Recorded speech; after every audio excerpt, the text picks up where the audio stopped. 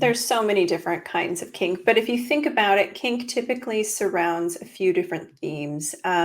Playing with control, so who's in control when we're talking about bondage and discipline, who has authority when we're talking about a dom and a sub, and then when we're talking about sadism and masochism, it's really about sensations and Okay. invoking sensations. Who's evoking them, who's receiving them. And when we even talk about like, well, I guess very side note, what is your views of how 50 Shades influenced the world's in a nutshell? I was thinking about this when I was thinking about that we were going to talk about this today, because I'm like, for the people I've talked to, like,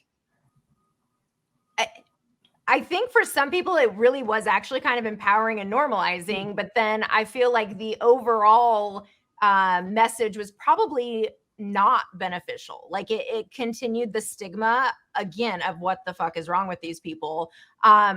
What is, just in a quick nutshell, I was just thinking about that earlier today. What is your view of how that influenced it? I mean, I agree with what you're saying. I think what the film did well is that it brought the conversation about BDSM out into the zeitgeist for us to pick apart and to get more clear on.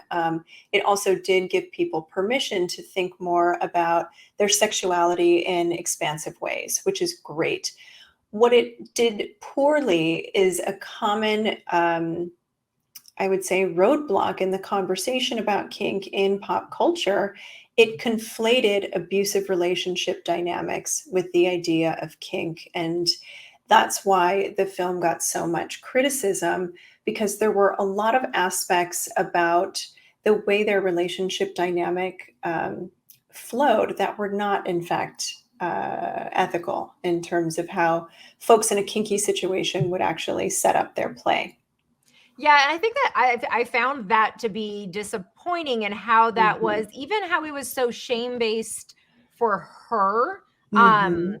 Like obviously they both have their own shame in that, but that is, so let's kind of direct it to that, because I think that Mhm. is so common that when women enjoy that, let's say a Mhm. sub and dom dynamic, that it becomes, and again, we understand all the cultural nuances of this, but it's so empowering for the man because of course he wants to be dominant, but then it's like so shame-based for the woman if she wants to be submissive. And again, talking to women who are high powered, yeah, like being in the submissive role is enjoyable.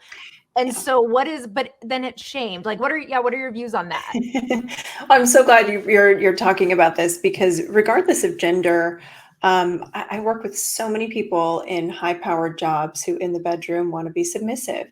And it makes perfect sense because, again, our sex is a form of play. And so if people in their everyday lives have a lot of demands on them, they have very responsible roles, they can't let things, they have to make sure everything's buttoned down.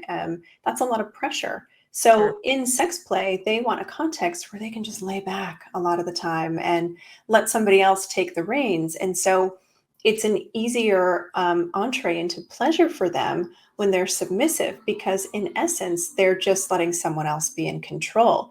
And so again, here's a great example of how when we get curious about the play, do they really in their real lives want to be without power? No.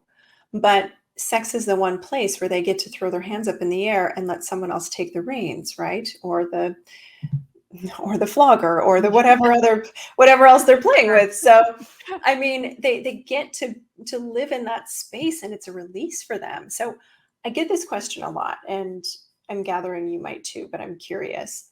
I work with a lot of high powered women who are executives, they're C levels, they have a lot of responsibilities. They're the domestic engineers at home. They've got all of this responsibility, and they identify as feminists.